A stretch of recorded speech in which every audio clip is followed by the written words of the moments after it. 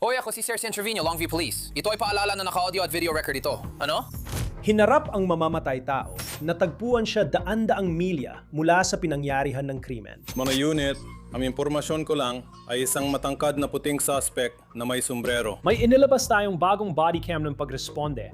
Nasaan ang sandata ng pagpatay? Hindi ako nagtanong. Nasaan ang sandata ng pagpatay? Ano ang ginawa ng mamamatay tao nang harapin siya ng mga investigador sa matinding interogasyon? Tutukan natin ang kasong hatid ng Law and Crime. Ako si Chris Stewart.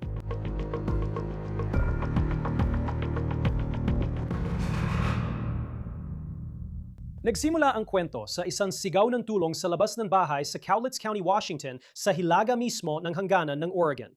Tanghali na noon nang matagpuang nakahandusay at nasaksak ang dalawang tao sa loob ng bahay. Anong nangyayari? Lumipad lang siya. Ano yun? Tumakas lang siya. Hindi ko alam, wala na siya. Nasa kotse ba siya? Hindi ko nakita yung part na yon. Matangkad siya. Siguro mga 6 na talampakan mahigit. Puti? Puti! Mga unit, ang alam ko lang ay isang matangkad na puti na suspect na may sombrero, hindi tiyak ang direksyon. Nasa lugar na ako at nagpapatawag ng medikal. Papasok na ako. Sige, tatawag ako. Wala nang ibang tao dito sa loob. Oh, may 2 LV at saka 3 pala. Isa natutulog sa kama, tapos yung isa pa at saka 2 LV. Full listening, Longview. Sa loob ng bahay, natagpuang patay si Don Peters na saksak sa leeg. May isa pang lalaking dinala sa ospital, ang bayaw niya na nasaksak din. Alam mo ba kung umalis siya nang naglalakad o sakay ng kotse? Sa tingin ko, umalis siya nang naglalakad, based sa sinabi ni Leroy. Paparating na siya ngayon. Alam mo ba kung sino ang tao? Hindi ko siya kilala, basta sinasaktan na siya.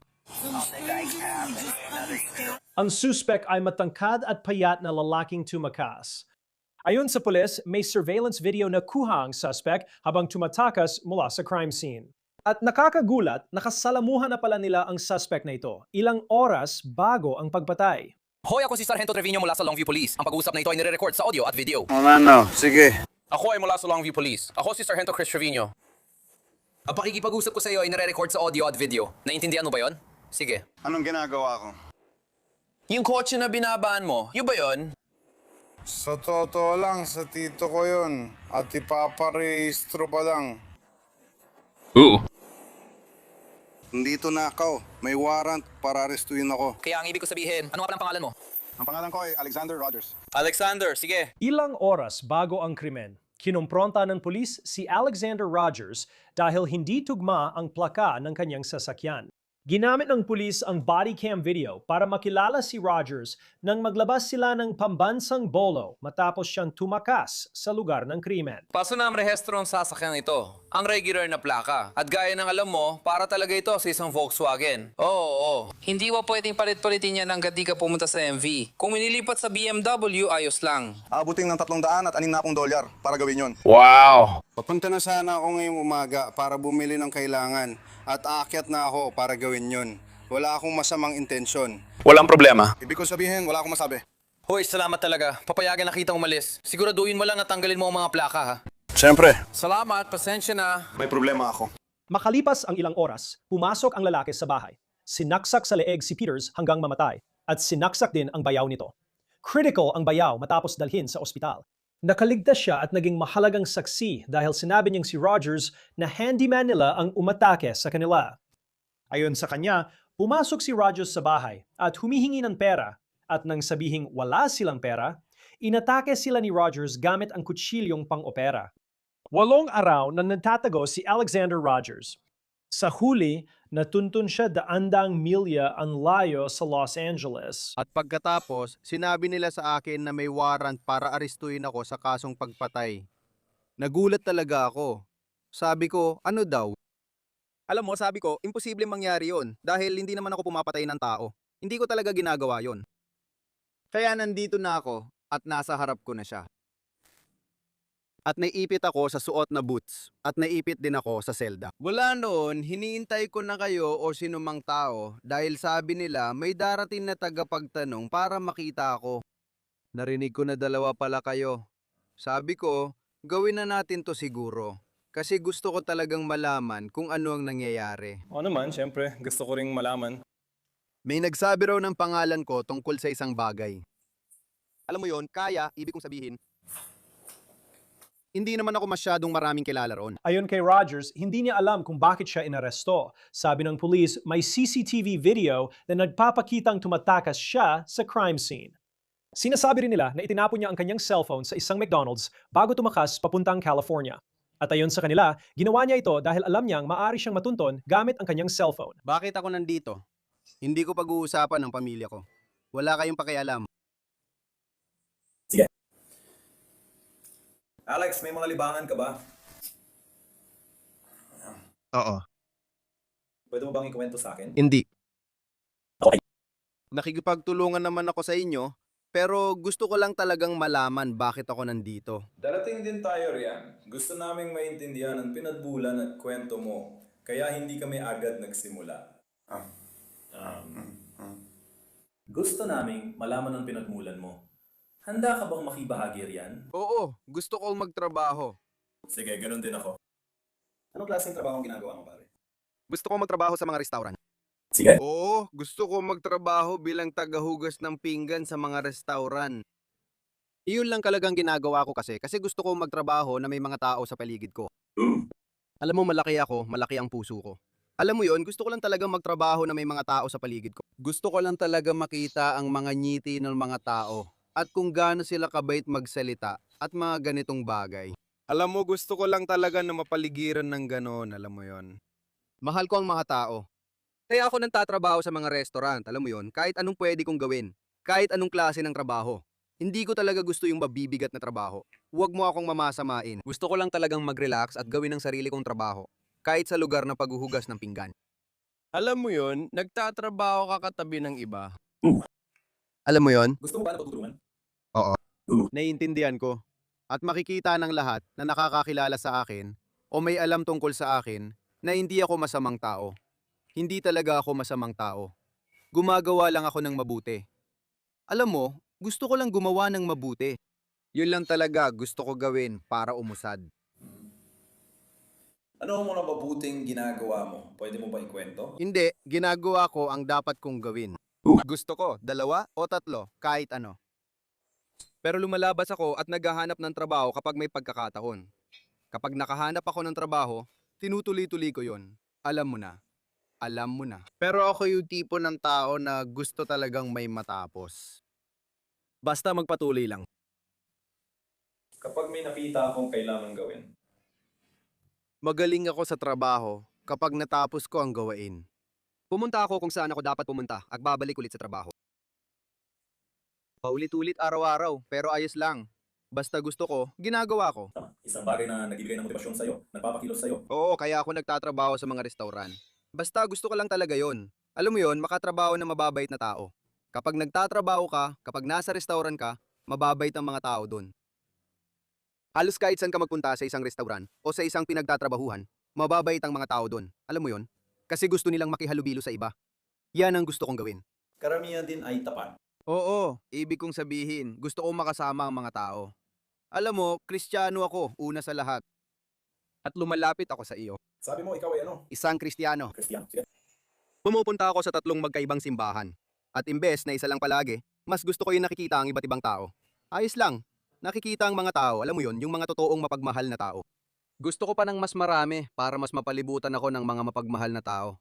Kaya pumupunta ako sa iba't ibang simbahan, Kristiyano, at may maliit na grupo doon. Pwede rin silang pumunta sa ibang mga simbahan.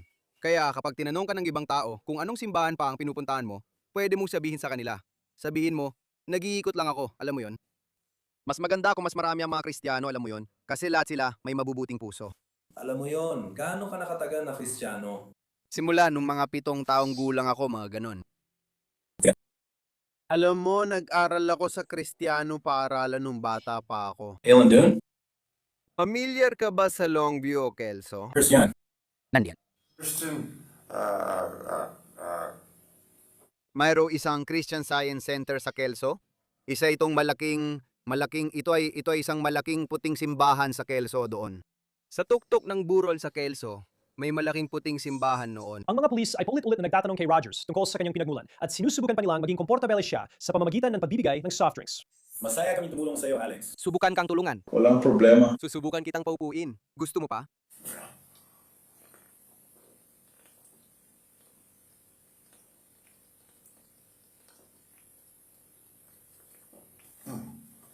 Gusto ko pa.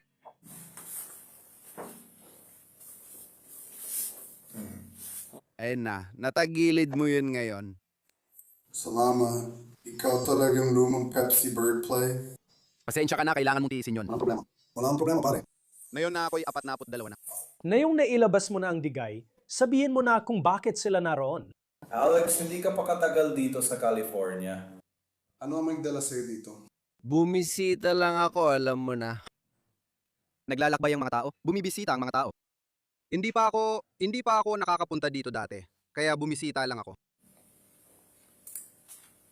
May particular ka bang gustong makita rito? Wala naman. Hindi ako pumunta dito para makipagkita sa kahit sino. Nagkataon lang na hindi pa ako nakakapunta dito. Narinig ko lang na maganda raw dito. Plano ko sanang tingnan ng isang beach. Oo, pero hindi ako sa Long Beach sa California. Pasensya na.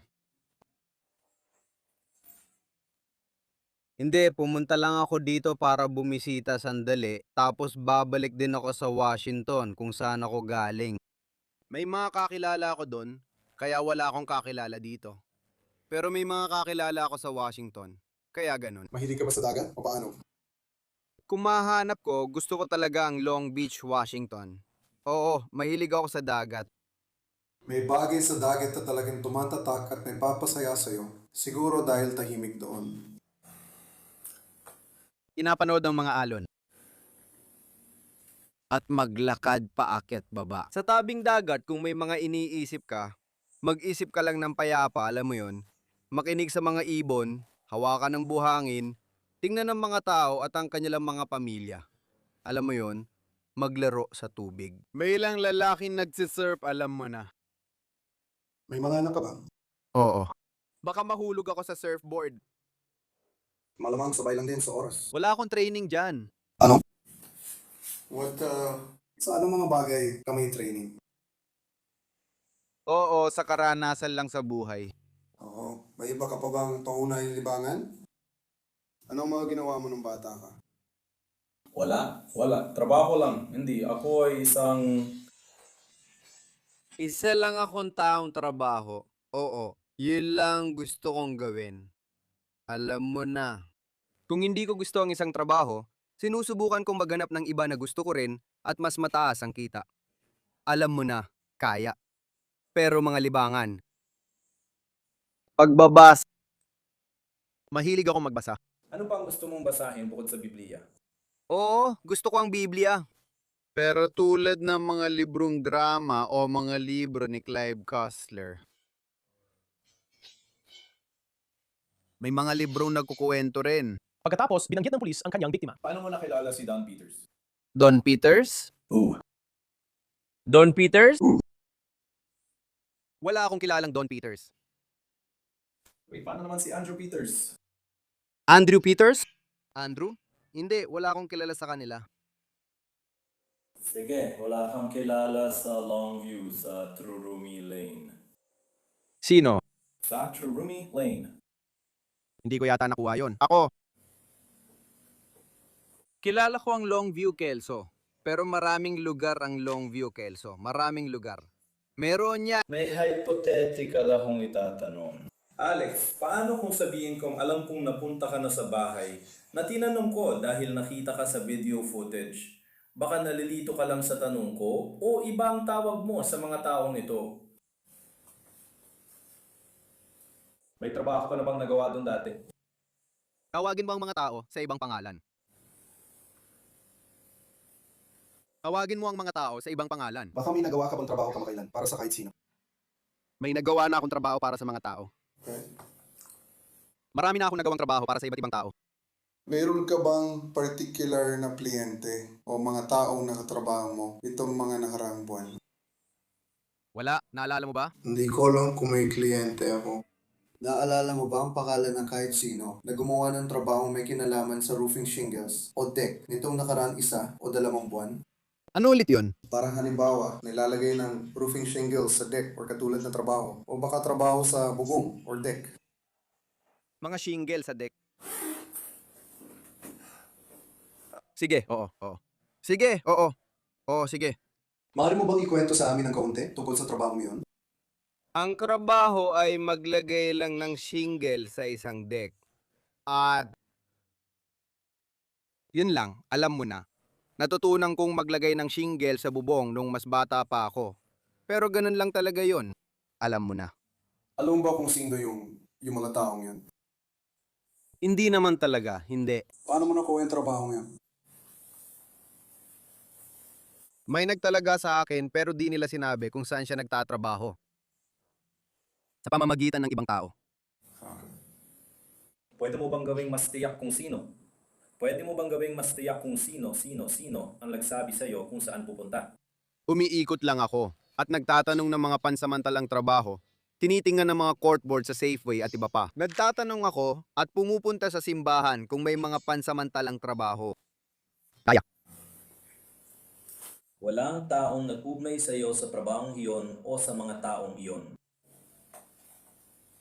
Baka may nakakakilala sa kanila o alam kung ano.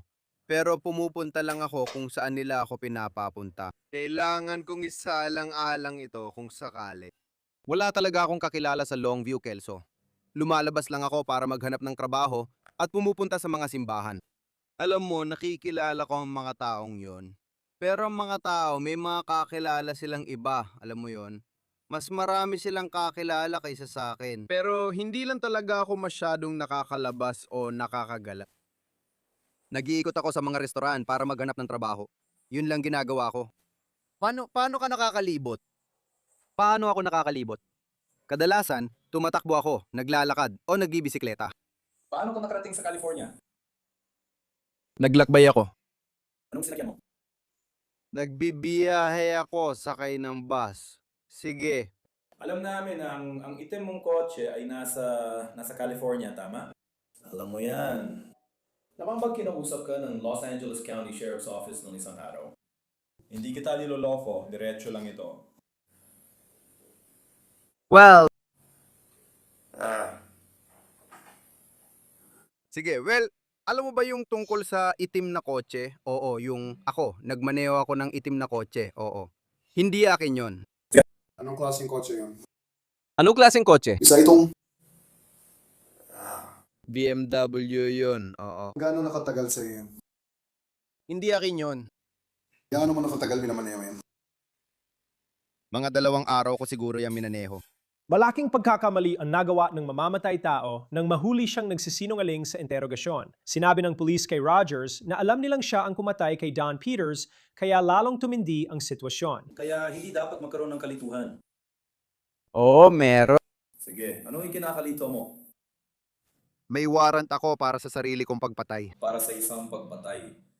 Yung bahay na yon may ilang tao na nasaktan. Sige. At may mga saksi sa nangyari doon. Sige, at nabanggit ka ron. Ano? May mga taong nasaktan, Sige. may isang namatay. Lumabas ang pangalan mo sa investigasyong ito. May mga saksi rito. May kamera sa mismong tapat ng bahay na yon. Sige, may kakaibang tawag sa 911 habang palis ka. Bakit may dugo ang damit sa kotse mo? Duguwang damit sa kotse ko. Tama.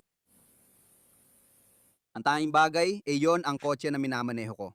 Pero hindi yon ang kotse ko.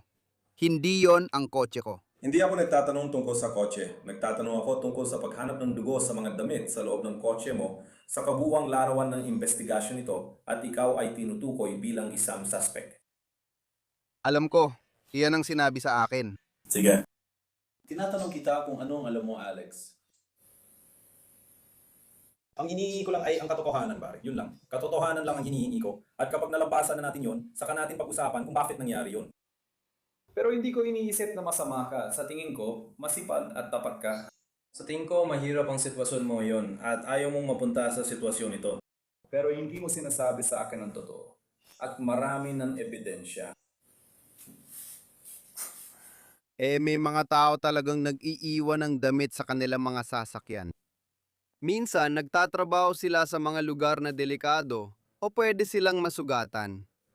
Alam kong na-stress ka ngayon kasi kita ko sa paraan ng pag-upo mo. Ayos lang ako. Hindi mo kailangan mag-alala tungkol sa akin. Hinihiling ko lang na sabihin mo sa akin ang buong kwento, pare. Kasi talagang hindi ko iniisip na masama kang tao. Sa tingin ko, may pinagmulan talaga ang lahat ng ito. At gusto kong marinig yon. Sige, hayaan mo akong magsalita. Matagal ko na itong hinihintay. Sige. Sige, meron niya.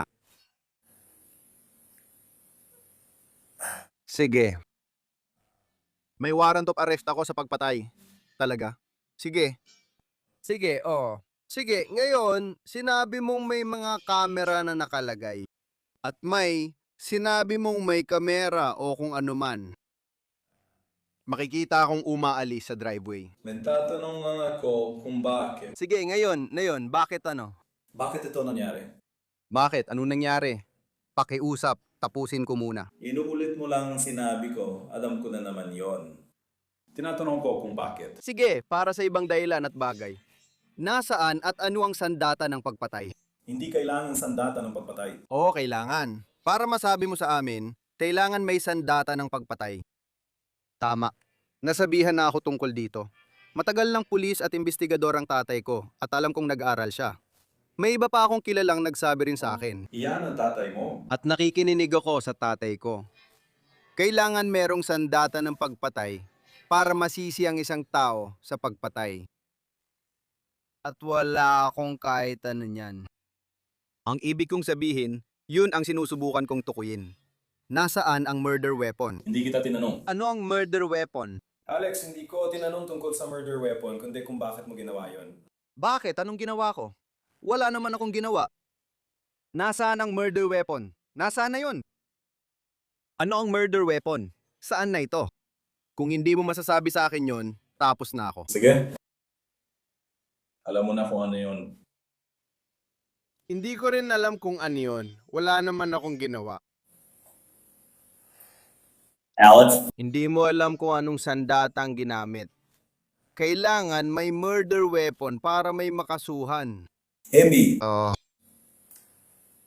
Kailangang may sandatang ginamit sa krimen. Hindi totoo yan. Kung walang ginamit na sandata, wala kayong maaaring kasuhan. Dahil ang sandatang ginamit sa pagpatay ay may DNA na isang tao na napag-usapan na natin o mga fingerprint o kaya dugo. Para may tugmang DNA rin sa iba pa. At bakit hindi mo na lang ako kausapin ng direkta? Ginagawa ko naman. Wala kayong nahanap na anumang sandata ng pagpatay o kahit ano paman dahil wala naman akong ginawa. Kung wala kayong nahanap na sandata ng pagpatay. Kung wala kayong nahanap na sandata ng pagpatay. May kutsilya sa kotse mo. Hindi ko alam kung akin yun. Oo. Sige na, ayos lang. Kutsilyo yon para sa pangingisda. Ayos lang yun. Yan, galing yan sa kahon ng pangingisda. Sige, tingnan mo yan. Pakisuri ang kutsilyong yan. Ayos lang yan. Pakisuri ang kutsilyong yan. Ito na tayo. Pakiusap, wag. Pakisuri ang kutsilyong yan. Para sa kahit anong DNA na maaring pagmamay-ari ng kahit sinong pinag-iinalaan o kahit sino, basta taong nasa bahay. Pakisuri po yun. Pakisuri ang kutsilyo. Nandyan ako habang sinusuri niya yan. Gawin mo, hindi. Pakisuri ang kutsilyong yan. Alam ko kung anong itsura ng kutsilyong yan. Nasa itim na kaluban. Isa itong kutsilyo para sa pangingisda. Ginagamit sa pagputol ng isda. Oo. Paki-check mo. Sige. Maaari mo bang ipaliwanag ang natitira? Ipaliwanag ang natitira sa ano. Nandun ka nung araw at oras na yon. May tawag na dumapas. Wala kang sandatang ginamit sa pagpatay, pare. Hindi mo alam kung ano yon. May nakita kang kutsilyo sa kotse. Sige. Oo. Hayaan mong itanong ko ito sa'yo. Paano kung ang dugo sa mga damit at mga gamit sa kotse mo ay dugo ng ibang tao? Ayan, wala namang dugo sa kahit anong damit sa kotse. Sige. May mga forensic scientist kami na nagsusuri niya. Sige, ayos lang. Ito ang sinusubukan kong pag-usapan sa iyo, Alex. Sinusubukan kong makuha ang buong larawan dito at marinig ang panig mo, ang pananaw mo, at ang kwento sa likod ng mga nangyari bago ito. At wala itong kinalaman sa mga hindi ko pa itatanong sa iyo. Meron ka bang anumang sandata? Kailangan ng sandata para pumatay. Pwede itong pamalo, pwede itong kutsilyo, pwede itong kahit anong bagay na maaring makasakit o makapatay ng tao. Pwede itong yelo. Oo. Maraming pagpatay ang nangyayari gamit lang ang kamay. Siyempre. Pero hindi yan ang kaso na pinag-uusapan natin dito. Wala kang murder weapon kasi hindi ko alam sinasabi mo. Alex, Hindi mo alam kung ano yon. pakinggan mo muna ako. Pakiusap. Pakinggan mo muna ako. Sige, pasensya na. Pumaya ka muna, Tol. Itaas ang mga kamay mo. Hindi mo kailangan ng sandatang ginamit sa pagpatay para mangyari ang isang pagpatay. Hayaan mo ulitin ko yan sa ibang paraan. Ito ay isang panulat. Ba? Makinig ka. Kahit itapon ko ang panulat na ito sa pasilyo, hindi ibig sabihin hindi ko ito ginamit sa pagsusulat ng mga tala. Nailagay pa rin sa papel ang mga salitang iyon. Ang pinagkaiba lang, wala na sa akin ang panulat ko. Yes mo ba? Kaya hindi ako nang aasar. Sinusubukan kong ipahayag ang nais kong sabihin ng malinaw. Pwede mo pa rin tusukin ng isang tao gamit ang panulat na yon at mapatay sila. Pwede naman, pero hindi ko pinag-uusapan ang panulat bilang sandata. Ang tinutukoy ko ay ang panulat na ginagamit sa pagsusulat at napupunta sa ibang lugar. Ako ay tinatapon na lang. Tama. At hindi ibig sabihin na ang mga salitang naisulat sa papel ay talagang naisulat. Di ba? Maaring maganap ang pagpatay. Maaring itapon ang sandata sa gilid ng highway, lawa, basurahan, o kahit anong establishmento. Hindi nito ibig sabihin na hindi nangyari ang pagpatay o na hindi ito mapapatunayan. Ang totoo may ebidensya na sa panahon na yon. Nakasingala ka rin. Sige. Naiintindihan mo ba ang sinasabi ko? Pare, sige. Sa 2 oras na nag-uusap tayo, ang pagkakakilala ko sa iyo ay hindi kayong tipo ng tao na hindi ako ng responsibilidad sa isang bagay. Pinag-usapan natin kung paano ka pinalaki. Pinag-usapan natin ang pagpapalaki sa simbahan. Pero paano ang pagsunod mo sa tatay mo? Tama ba? Oh, pulis siya. Tama, inimbestigahan din siya. Sumakay ako sa kanyang sasakyan ng pulis nung bata pa ako. O kung ano man yon.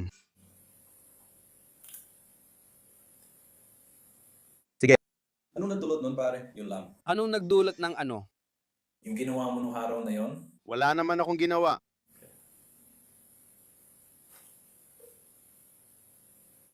Ibig ko sabihin, ipakita mo. Sige. Ipakita mo sa akin ng kahit ano. Ipakita mo sa akin ng kahit ano. Hindi. Gusto kong makita ang sarili ko doon at ginagawa ko ang sinasabi ninyong ginawa ko. Gusto kong makita ang ganoon. Anong ibig mong sabihin dyan? Sabi mo, laging may mga kamera. Laging may nanonood. Ito at iyon. Gusto kong makita ang ebidensya na nagpapakita na ginawa ko talaga ang ibinibintang niyo sa akin. Ibig mong sabihin, parang kamera sa labas ng bahay. Ano bang sinasabi mo? Gusto kong makita ang isang bagay na nagpapakita na ako mismo ang gumagawa ng isang bagay. Yun ang gusto kong makita. Magbabago ang kwento ni Roger at ipapakita ko ito mamaya. Tinanong siya ng mga detektive sa interogasyon tungkol sa suot niyang damit nang mahuli siya. Yung suot ko nung itim na jacket? Oo, wala namang masama sa pagsusuot ng damit. Ibig kong sabihin.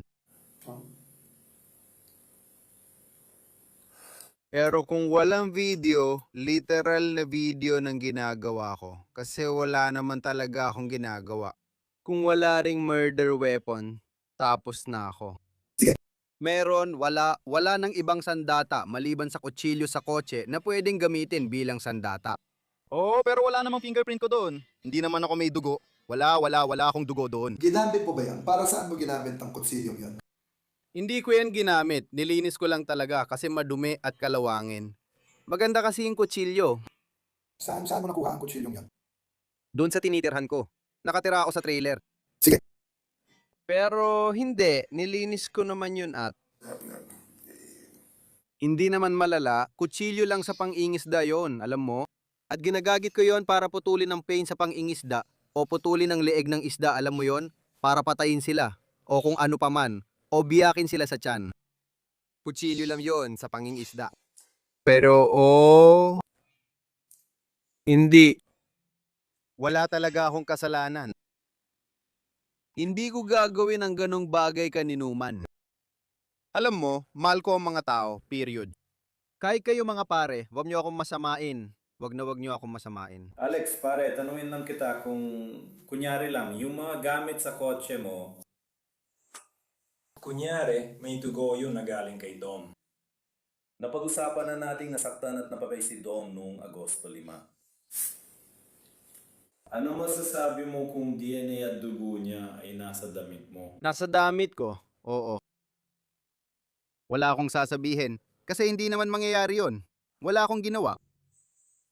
Wala kang paliwanag kung bakit nandun yun. Wala, kasi wala naman akong ginawang mali. Pagkatapos ng halos 3 oras ng interogasyon, sinabi ni Alex na wala siyang kinalaman sa pagpatay na ito. Hinamon niya ang mga pulis na ipakita ang video na siya ang pumatay at naniniwala siyang wala silang armas kaya hindi siya pwedeng akusahan ng pagpatay. Kaya Alex, babasahin ko ulit sa iyo ang babala dahil matagal na mula nang huli tayong nag-usap. Pagkalipas ng 1 buwan, bumaba ang mga investigador mula Washington para sunduin si Rogers sa California para sa kasong pagpatay.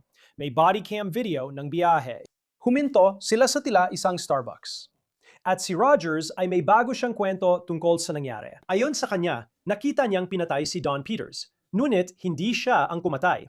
Sabi niya, ang bayaw ang sumaksak at pumatay kay Don Peters at pagkatapos ay ibinaling ang kutsilyo sa sarili niya. Nakita ko sa kanang kamay niya, nagulat ako. Yun. Yun ay isang scalpel. Ganon. Ginagamit mo para hiwain ng tao sa operasyon. Isang scalpel para sa operasyon. Hindi ko alam ang haba ng hawakan, pero nakita ko ang talim. Maliit yun, mga 1 pulgada ang haba. Ganun pala kaliit ang ginagamit ng mga doktor para gawin yun. At sabi niya, excuse me. At ako naman, oo, sige. Hindi ko alam kung anong balak niya. Alam mo yon? Nasabi niya na sa akin dati ang pananaw niya sa buhay. May hirap daw, ganito, ganyan. At kaya siya. Si Don ay nasa sa tatay niya. Namanga talaga ako sa ginawa niya nang pumunta siya sa likod niya. At hiniwa niya ang lalamunan niya. At siya ay lumingon. At Diyos ko, ang aking leeg. Nagsimumula siyang duguin sa kung saan-saan. Pagkatapos, lumingon siya at tuloy-tuloy pa rin ang pagdurugo hanggang sa bumagsak siya dahil sa sobrang dugong nawala. Ganun kabilis. Lumingon siya at hiniwa ang sarili niyang leeg. At sabi ko, pare, anong ginagawa mo? Seryoso? At sabi niya, itinuro niya yung bagay na yon sa akin. Sabi niya, lumabas ka sa bahay ko. Kaya siya may maliit na kahon sa pader niya. Emergency box yon. Pinindot niya ang button sa kahon at tumunog ito ng kaunti. Yun pala ang tunog ng emergency. May boses na lumabas sa kahon at nagtanong, ano ang emergency mo? Sabi ni Dwayne, may sumusubok pumatay sa amin. Nung oras na yon, handa na talaga akong masuka. Patay na si Don noon. At sinabi niya, umalis ka. Sabi ko, aalis na ako. Kaya umalis ako agad-agad. Ayon kay Rogers, tumakas siya sa California at hindi tumawag ng pulis dahil baka pagbintangan siyang pumatay kahit hindi raw niya ginawa. Isa rin itong kasinungalingan. Noong Disyembre 2025 umamin si Alexander Lee Rogers sa pagpatay kay Don Peters at tangkang pagpatay sa kanyang bayaw. Hinatulan siyang makulong ng 42 taon. Siya ay 50, 1 taong gulang nung siya ay hinatulan, kaya aabot siya sa edad na 90 pataas kung sakaling makalaya siya mula sa kulungan. Iyan ang lahat para sa kasong inilahad ng Law and Crime. Mag-subscribe sa YouTube at Spotify at mapapanood na rin kami sa Peacock. Ako si Chris Stewart. Kita tayo sa susunod.